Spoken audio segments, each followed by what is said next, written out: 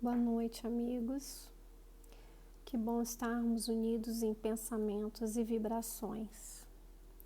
Estamos todos em casa, né? Todos aqueles que podem ficar em casa. Então, façamos do nosso lar um templo de oração. Porque Jesus, nosso Mestre Divino, ele não precisou de grandes templos para orar. Ele, junto com seus apóstolos, fundamentou seu evangelho à luz das estrelas. Então, podemos fazer de nossa casa um templo de oração. Para iniciarmos as reflexões dessa noite, que será em torno do capítulo 23 do livro Caminho, Verdade e Vida, peço permissão para ler uma mensagem do Espírito Meimei, psicografada por Francisco Xavier, intitulada Confia Sempre. Não percas a tua fé entre as sombras do mundo. Ainda que os teus pés estejam sangrando, segue para a frente, erguendo-a por luz celeste, acima de ti mesmo. Crê e batalha. Esforça-te no bem e espera com paciência. Tudo passa e tudo se renova na terra, mas o que vem do céu permanecerá. De todos os infelizes, os mais desditosos são os que perderam a confiança em Deus e em si mesmos, porque o maior infortúnio é sofrer a privação da fé e prosseguir vivendo. Eleva, pois, o teu olhar e caminha, luta e serve, aprende e adianta-te, brilha a alvorada além da noite. Hoje é possível que a tempestade te amarfanhe o coração e te atormente o ideal, aguilhoando-te com aflição ou ameaçando-te com a morte. Não te esqueças, porém, de que amanhã será outro dia. Vamos nos preparar para a oração inicial. Senhor Jesus, estamos iniciando mais um estudo, trazendo para aqueles que nos acompanham a Tua palavra de amor. Queremos Te pedir, Senhor, que nos permita ter a paz necessária para a realização do estudo de hoje. Pedimos ainda o auxílio dos amigos benfeitores, que eles possam vir nos amparar e que Tua palavra penetre nossos corações e que lá faça morada. Com Tua permissão, Senhor, e a permissão de Deus, nosso Pai, iniciamos o estudo desta noite. Que assim seja, Pai. Como eu falei, o estudo será em torno do capítulo 23 do livro Caminho, Verdade e Vida. O capítulo 23 tem como título Viver pela Fé. Mas o justo viverá pela fé. Paulo, Romanos, capítulo 1, versículo 17. Na epístola aos Romanos, Paulo afirma que o justo viverá pela fé. Não poucos aprendizes interpretaram erradamente a assertiva. Supuseram que viver pela fé seria executar rigorosamente as cerimônias exteriores dos cultos religiosos. Frequentar os templos, harmonizar-se com os sacerdotes, respeitar a simbologia sectária, indicariam a presença do homem justo. Mas nem sempre vemos o bom ritualista aliado ao bom homem. E antes de tudo, é necessário ser criatura de Deus em todas as circunstâncias da existência. Paulo de Tarso queria dizer que o justo será sempre fiel, viverá de modo invariável na verdadeira fidelidade ao Pai que estás nos céus. Os dias são ridentes e tranquilos, tenhamos boa memória e não desdenhemos a moderação. São escuros e tristes, confiemos em Deus, sem cuja permissão a tempestade não desabaria. Veio o abandono do mundo? O Pai jamais nos abandona. Chegaram as enfermidades, os desenganos, a ingratidão e a morte? Eles são todos bons amigos, por trazerem até nós a oportunidade de sermos justos, de vivermos pela fé, segundo as disposições sagradas do cristianismo. Inicialmente, recorri ao dicionário para entender o que significa a palavra fé. E o dicionário relata o seguinte: crença religiosa, conjunto de dogmas e doutrina que constituem um culto, firmeza na execução de uma promessa ou compromisso, crença e confiança. Etimologicamente, a palavra fé ela é derivada do latim. Sua origem é do termo fidelitas, que significa adesão do devoto aos preceitos de sua religião. Por sua vez, o termo fidelitas se origina de fidelis, que significa fiel, que por sua vez se derivou de fides, que tem o significado fé e fidelidade. Na Bíblia, encontramos a definição bem completa da fé no livro Epístola aos Hebreus, capítulo 11, versículo 1, que diz: a fé é o firme fundamento das formas que se esperam e a prova das coisas que não se veem. É a esperança no Criador. Há uma diferença entre crença e fé. Apesar de no dicionário essas palavras serem sinônimas. Acreditar tem a ver com crença. Você pode crer que Deus existe, que Ele criou o universo e acompanha cada passo que nós damos. Isso não faz de você uma pessoa de fé. A fé vai muito além do crer. Fé é entrega. A pergunta 354 do livro Consolador define o que é ter fé. Guardar no coração a luminosa certeza de Deus, certeza que ultrapassou o âmbito da crença religiosa, fazendo o coração repousar numa energia constante de realização divina da personalidade. Conseguir a fé é alcançar a possibilidade de não mais dizer eu creio, mas afirmar eu sei, com todos os valores da razão tocados pela luz do sentimento. No item 11 do capítulo 19 do Evangelho segundo o Espiritismo, Allan Kardec escreve que devemos amar a Deus, mas devemos saber o motivo. Diz assim: crede nas suas promessas, mas sabendo por que acreditais nelas. Segui os nossos conselhos, mas compenetrados do fim que vos apontamos e dos meios que vos trazemos para o atingirdes. Crede e esperai, sem desfalecimento. Os milagres são obras da fé. Os grandes desafios da vida exigem fé, né?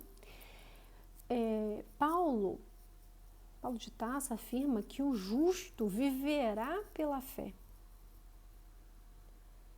E Emmanuel diz que não poucos aprendizes interpretam erradamente a assertiva.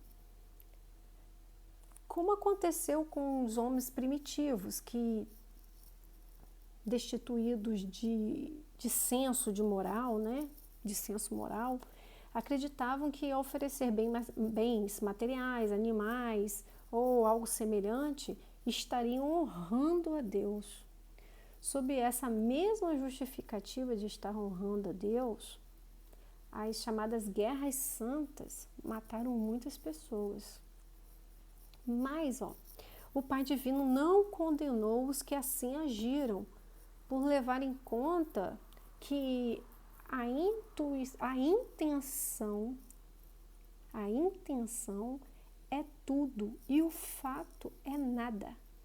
E que Deus julga segundo a intenção. Essas sentenças, né? A intenção é tudo e o fato é nada. E Deus julga segundo a intenção. Encontra-se no Livro dos Espíritos, capítulo 2, questão 672. Isso nos primórdios das guerras santas, em que as pessoas ainda não tinham, poderiam até alegar desconhecimento da vontade de Deus. Mas nos dias presentes, não podemos mais alegar desconhecer a vontade de Deus. Não podemos alegar que desconhecemos aquilo que agrada a Deus e que nos foi apresentado por seu Filho Jesus e vivificado pelos Espíritos. Emmanuel cita outras formas exteriores e indevidas de declarar fervor a Deus. E diz, nem sempre vemos o bom ritualista aliado ao bom homem. Nem sempre vemos o bom ritualista aliado ao bom homem. Pensemos sobre isso e vamos nos dar conta do tempo e dos recursos que dispomos para construir templos e enfeitá-los, onde rituais ganham grande evidência. Os rituais ganham mais evidências do que o conteúdo dos rituais. O que importa, na verdade, é colocarmos nossas casas espíritas a serviço da comunidade, nossos templos a serviço da comunidade, ofertando-as como espaço de confraternização legítima e de contato com o Evangelho do Cristo. Esse culto exterior, né? Essa preocupação com esse culto exterior nos remete à parábola do fariseu e do publicano, encontrada no livro de Lucas, capítulo 18, versículo 9 a 14. Ambos, né, tanto o fariseu quanto o publicano, subiram ao templo para orar, mas com atitudes completamente diferentes. O fariseu ficava em pé, altivo, se achava certo e muito íntimo de Deus e se auto-intitulava como guardião da lei de Deus. Ele dizia, ó Deus, graças te dou, porque não sou como os demais homens, roubadores, injustos e adúlteros, nem ainda como este publicano. Jejuo 2 vezes na semana e dou os dízimos de tudo que possuo. Seria um exemplo de bom ritualista, como bem classificou Emmanuel. Mas, como ele mesmo disse, o bom ritualista nem sempre é um bom homem, né? Já o publicano ficou à distância, nem ousava olhar para o céu, temia Deus, nem ousava se aproximar, pois sabia que estava errado, que estava em pecado. O publicano, estando em pé de longe, nem ainda queria levantar os olhos ao céu, mas batia no peito dizendo, ó Deus, tenha misericórdia de mim, pecador. A oração do fariseu tem expressões infelizes que refletem o orgulho religioso e a vaidade. Trata-se mais de uma vaidosa autolouvação. Revela preconceito e discriminação quando se comparada com a prece do publicano. Em contrapartida, a prece do publicano apresenta atitude de respeito e humildade ao se dirigir a Deus. Não havia desejo de ser ouvido por ninguém além de Deus. Demonstrava que que ele conhecia seus defeitos, né? Ele diz, tenha piedade de mim, pecador. Infelizmente, encontramos ainda hoje pessoas que, à semelhança dos fariseus, têm conhecimento das coisas espirituais, mas as mantêm ocultas sobre o símbolo das práticas exteriores. Vale lembrar que, para fazer a tarefa que o Pai lhe recomendou, Jesus contrariou a muitos. Ele foi crucificado exatamente pela coragem de contrapor-se ao poderio sacerdotal, aquela verdadeira ditadura religiosa. Ele foi contra. Então, eu convido vocês a fazer a seguinte pergunta: a quem temos sido fiéis? A Deus ou aos homens? Quantas vezes incomoda essa escolha, não é mesmo? Voltando ao capítulo 23, razão de nosso estudo, destaquei a seguinte passagem: os dias são ridentes e tranquilos. Tenhamos boa memória e não desdenhemos a moderação. São escuros e tristes? Confiemos em Deus, sem cuja permissão a tempestade não desabaria. Veio o abandono do mundo? O Pai jamais nos abandona. Chegaram as enfermidades, os desenganos, a ingratidão e a morte? Eles são todos bons amigos por trazerem até nós a oportunidade de sermos justos, de vivermos pela fé, segundo as disposições sagradas do cristianismo. Aqui, Emmanuel não nos deixe esquecer de que todas as dificuldades serão suportadas pela certeza da presença generosa e providencial do Altíssimo. No Livro dos Espíritos, na questão 673, nos é indicado um modo certo de adorar a Deus. Diz o seguinte: Deus abençoa sempre aqueles que fazem o bem. Aliviar os pobres e os aflitos é o melhor meio de honrar. Não digo com isso que Deus desaprova as cerimônias que fazeis para lhe pedir, mas há muito dinheiro que poderia ser empregado mais utilmente e não o é. Deus ama a simplicidade em todas as coisas. O homem que se liga às coisas exteriores e não ao coração é um espírito de vistas estreitas. Julgai se Deus deve se interessar mais pela forma que pelo fundo. Né? Será que Deus se importa mais com a forma como o adoramos ou com o conteúdo, com o que a gente sente ao adorarmos, né?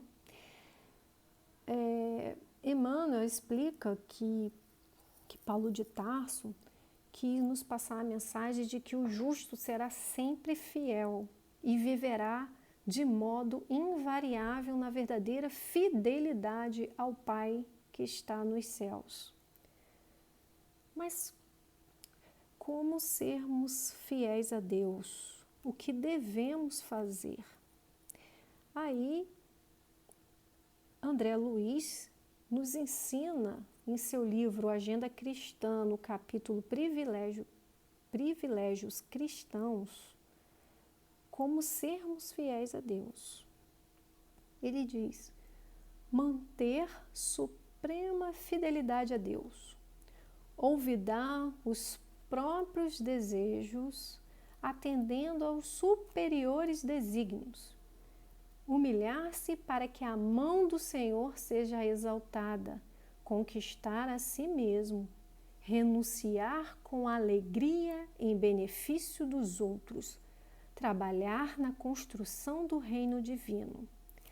penetrar o templo do silêncio em meio do vozerio, guardar a fé acima da tormenta de dúvidas, ouvir o divino amigo em plena solidão, servir sem recompensa, suportar com valor a própria cruz, sofrer aprendendo e aproveitando, amar sem exigências, ajudar em segredo, semear com o Cristo, desapegando-nos dos resultados, encontrar irmãos em toda parte, cultivar o prazer de ser útil, discernir o justo valor das causas e das coisas.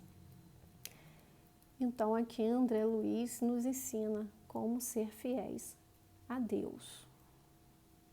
Os que vivem na certeza das promessas divinas, né, os que vivem nessa certeza das promessas divinas, são os que guardam a fé.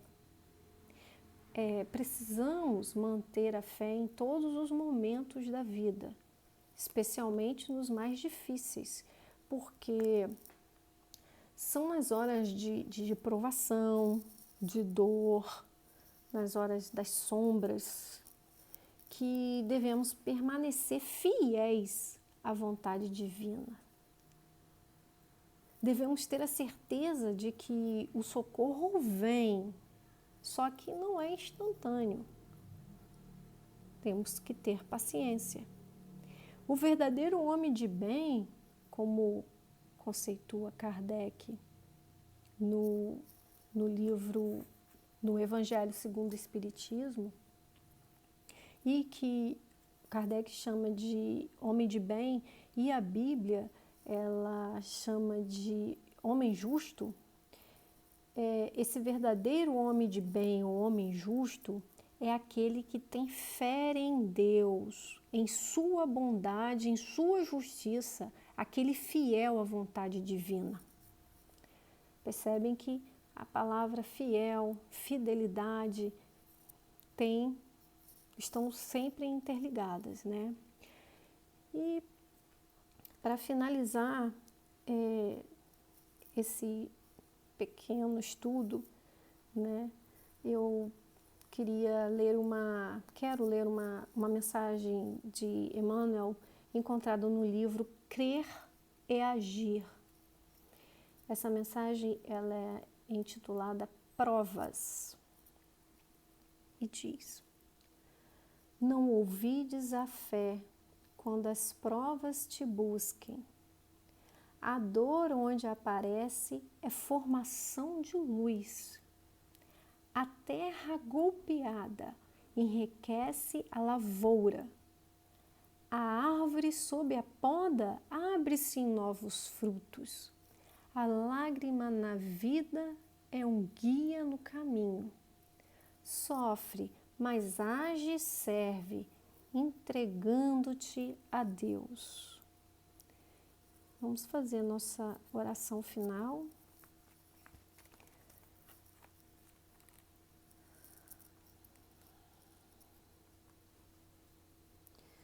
Nesse momento em que estamos ligados por meio da oração, rogamos a Jesus que nos ampare em a vontade de te servir, de levar a sua mensagem a tantas pessoas. Ampare nosso ambiente virtual, transformando em ponto de luz para todos que necessitarem. Permaneça conosco no decorrer da semana e que a espiritualidade amiga possa nos sustentar e nos inspirar a cada dia. Em seu nome, Jesus, em nome de seu Pai, nosso Pai divino, e da nossa Mãe Santíssima, pedimos permissão para finalizar mais uma reunião de estudos. Fique conosco, Pai, hoje e sempre. Que assim seja.